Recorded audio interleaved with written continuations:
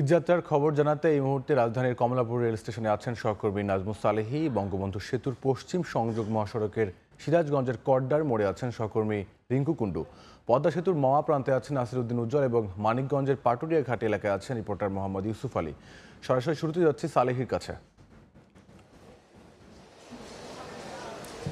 স্টেশনের ৫ নম্বর প্ল্যাটফর্মে এই মুহূর্তে দাঁড়িয়ে আছে তিস্তা এক্সপ্রেস, যেটি সকাল ৭টা ৩০ ময়মনসিংহের তারাকান্দির উদ্দেশ্যে এখান থেকে যাত্রা করার কথা রয়েছে। ট্রেনটি ইতোমধ্যেই এসে কমলাপুরের প্ল্যাটফর্মে দাঁড়িয়েছে এবং সেটির যে পরিষ্কার পরিচ্ছন্নতার কাজ তা সম্পন্ন হয়েছে। সুতরাং ট্রেনটি যথাসময়ে এখান থেকে যাত্রা করবে বলে স্টেশনের পক্ষ থেকে জানানো হয়েছে। তার আগে সকালবেলায় ভোর ৬টায় এখান থেকে ছেড়ে গেছে উত্তরবঙ্গের অন্যতম জেলা রাজশাহীর অন্যতম একটি ট্রেন ধূমকেতু এক্সপ্রেস, সেটিও সকাল ৬টায় সঠিক সময় এখান থেকে ছেড়ে গেছে। একইভাবে সিলেটের ট্রেন পারাবতও ছেড়ে গেছে। অর্থাৎ ঈদ যাত্রার আজকের দিনেও বলা চলে যে কমলাপুর থেকে যে কয়টি ট্রেন এখন পর্যন্ত ছেড়ে গেছে তার সব কয়টি নির্দিষ্ট সময়ে শিডিউল মেনে এখান থেকে ছেড়ে গেছে, যে কারণে প্রতিটি ট্রেনে আসলে উপচে পড়া ভিড় গাদাগাদি থাকলেও বিশেষ করে উত্তরবঙ্গের ট্রেনগুলোতে এই ধরনের পরিস্থিতি হলেও যাত্রীরা খানিকটা স্বস্তির কথা জানিয়েছে যে অন্তত এবার শিডিউল বিপর্যয় নেই, যে কারণে ঘন্টার পর ঘন্টা প্ল্যাটফর্মে অপেক্ষা করতে হচ্ছে না, অথবা যে ভ্যাবসা গরম সেই গরমের মধ্যে আসলে ট্রেনের মধ্যে বসে যাত্রীদেরকে সেই আগের মতো অপেক্ষা করতে হচ্ছে না। সেই কারণে যাত্রীদের কিছুটা ভোগান্তি কমেছে, এতে যাত্রীদের স্বস্তির কথা তারা কিছুটা বলছেন। পাশাপাশি প্রতিটা ট্রেন সঠিক সময়ে ছেড়ে যাওয়ায় তারা এই ট্রেনের যে ঈদ যাত্রা সেই ঈদ যাত্রাকে তারা বলছেন যে অনেকটাই স্বাচ্ছন্দ্যময় হচ্ছে। আজকে যদি বলি, আজকে মোট ৪৩টি আন্তনগর ট্রেন সহ লোকাল মেল কমিউটার মিলিয়ে মোট ৬৯টি ট্রেন এখান থেকে দেশের বিভিন্ন গন্তব্যে ছেড়ে যাবে। সেই ৬৯টি ট্রেনে মোট ১,৩০,০০০ থেকে ১,৫০,০০০ লোক ঢাকা ছাড়তে পারবে।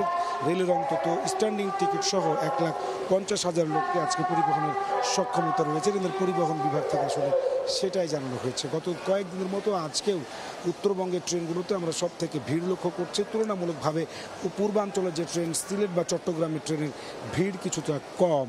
অর্থাৎ যাত্রীরা বলছেন যে তারা অনেকটা বেশ স্বাচ্ছন্দ্যেই তারা গন্তব্যে বাড়ির পান যেতে পারছেন এবং এখানে সকাল থেকে আমরা যে কয়েকটি ট্রেন আজকেও ছেড়ে দিতে দেখেছি তার সবকটি আসলে সঠিক সময় এখান থেকে ছেড়ে যাওয়ার কারণে যাত্রীদের মধ্যে অনেকটা স্বস্তি কিন্তু আমরা লক্ষ্য করেছি। বলা চলে যে এখন বেশ কিছু পদক্ষেপের কারণে, যেমন যদি বলা যায় যে কমলাপুর রেল স্টেশনে প্রবেশ মুখ থেকে শুরু করে অনেকগুলো প্রবেশ পয়েন্ট রাখা হয়েছে এবং প্রতিটি জায়গায় আসলে ব্যাপক পরিমাণে চেকিং চলছে, অন্তত ৫ স্তরের চেকিং। অর্থাৎ কোনোভাবেই টিকিট ছাড়া যাত্রীদেরকে ভেতরে প্রবেশ করতে দেওয়া হচ্ছে না।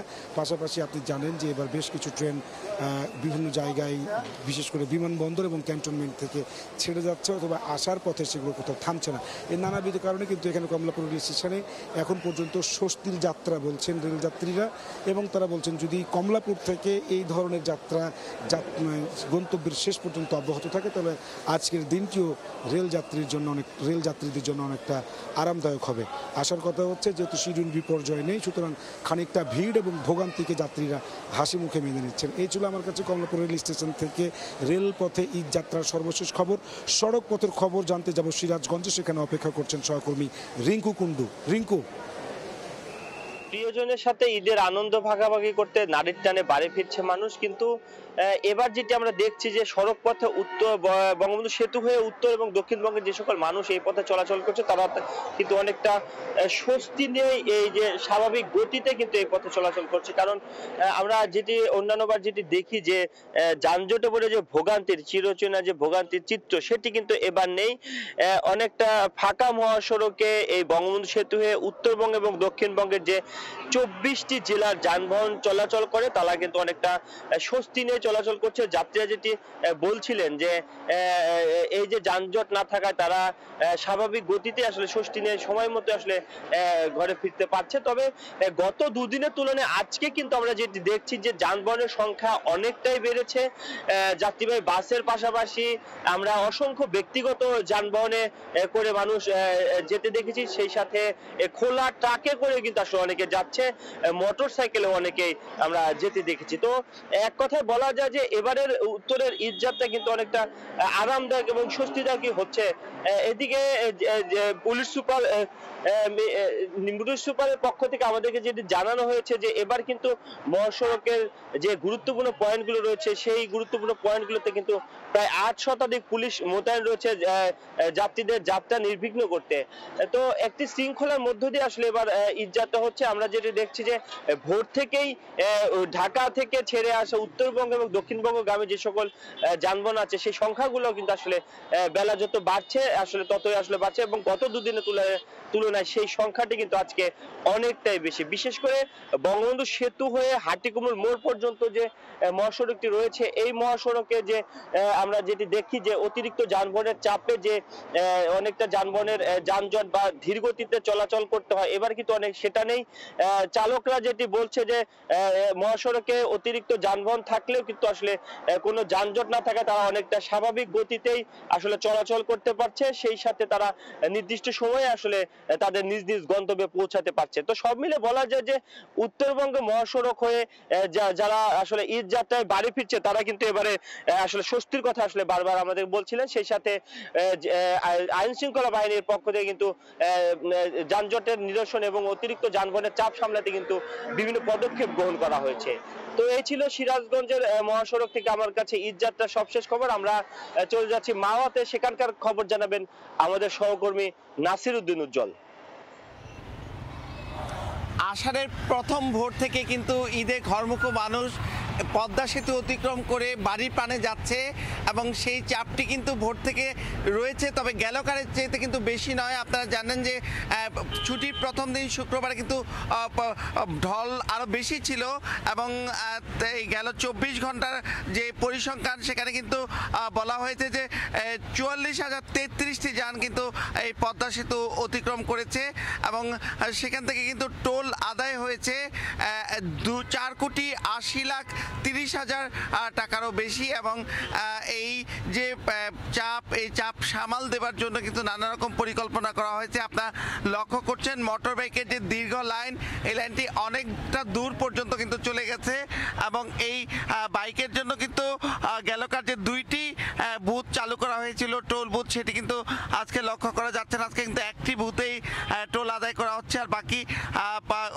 যেই টোলগুলো রয়েছে সেই টোল বুথ দিয়ে কিন্তু অন্যান্য যানবাহনের টোল আদায় করা হচ্ছে। তবে এই আজকে কিন্তু বাস এবং প্রাইভেট কার, ট্রাক, অন্যান্য যানের চাপ কিন্তু অপেক্ষাকৃত কম এবং অনেকেই কিন্তু যে এবার 5 দিনের ছুটি পেয়েছে, ছুটি পাওয়ার কারণে কিন্তু তারা বাড়ির পানে যাচ্ছে ধীরে ধীরে এবং বেশিরভাগ যারা যেতে ইচ্ছুক ছুটির পরে কিন্তু শুক্রবারের দিনটিকে কাজে লাগিয়েছেন আর এখন যারা যাচ্ছেন তারা অন্যান্য কাজ ছেড়ে কিন্তু ধীরে ধীরে যাচ্ছেন এবং এখানকার যারা দায়িত্বশীল তারা বিভিন্ন পরিসংখ্যান বিশ্লেষণ করে বলছেন যে এই পদ্মা সেতু হবার পরে যে দৃশ্যটি দেখা গিয়েছে সেই অনুযায়ী কিন্তু এই ঈদের আগের দিন যানবাহন চলাচল কিন্তু আরও বেশি থাকবে।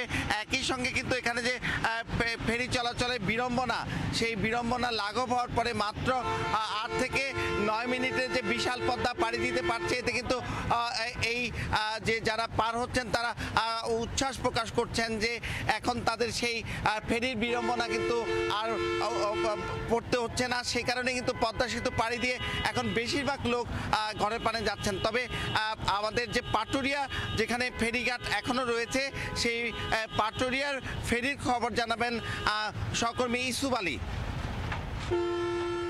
ধন্যবাদ নাসির উদ্দিন উজ্জ্বল। তো মানিকগঞ্জের যে অবস্থা রয়েছে এই সকাল এই সময়টা কিন্তু মানুষের ঢল পাটুরিয়া ঘাট এলাকাতে পড়তে শুরু করেছে। মাত্র একদিন বাকি রয়েছে পবিত্র ঈদের, আর ঈদকে কেন্দ্র করে মানুষ কিন্তু নারীর টানে তারা বাড়ি ফিরছে। আমরা ভোর থেকে এখানে রয়েছি, আমরা কিন্তু দেখতে পাচ্ছি যে ঘাটে নেই যানজট কিংবা ভোগান্তি, তবে মানুষ কিন্তু তার নারীর পানে ছুটছেন এবং তারা বলছেন স্বস্তি নিয়ে ঘাট পার হচ্ছেন।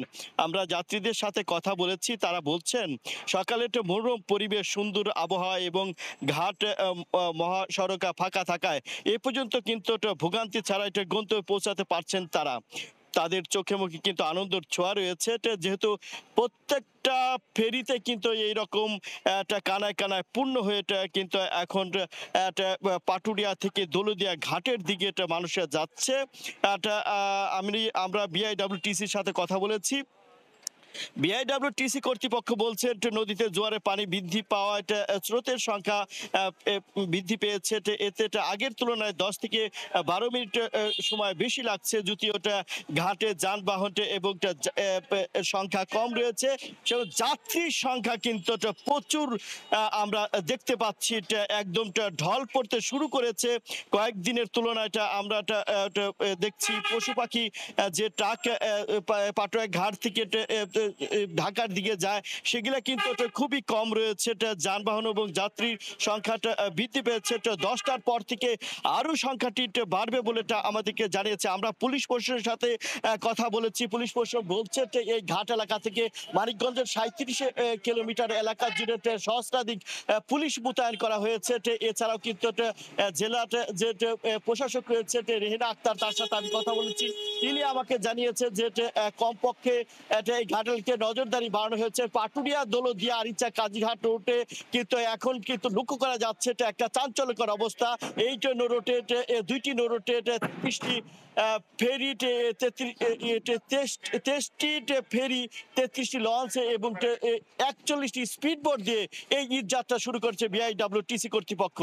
এই ছিল আমার কাছে পাটুরিয়া ঘাট থেকে ঈদের যাত্রার সর্বশেষ তথ্য। ঘরমুখী মানুষের ঈদযাত্রার খবর জানতে আমরা প্রথমে যুক্ত হয়েছিলাম কমলাপুর রেল স্টেশনে এবং পরে সিরাজগঞ্জ, মুন্সিগঞ্জ এবং মানিকগঞ্জে।